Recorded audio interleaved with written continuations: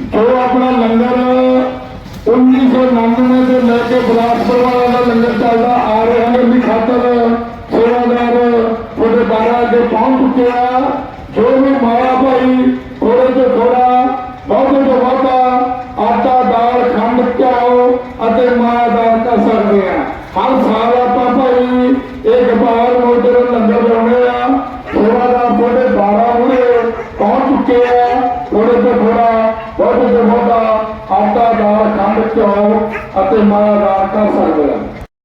लंगर अपना चलता है उस लंगर की खातर ये रात कट्ठी की जाती है भाई। ये दिन ऐतवार रोक रहे यार दिन ऐतवार 10 तरीक को गड्डी भाई लंगर रवाना होगी। दोनों संगतां ने जाना भाई फ्री सेवा कोई किराया नहीं लिया जाऊगा। संगतां के बेनती हाँ जी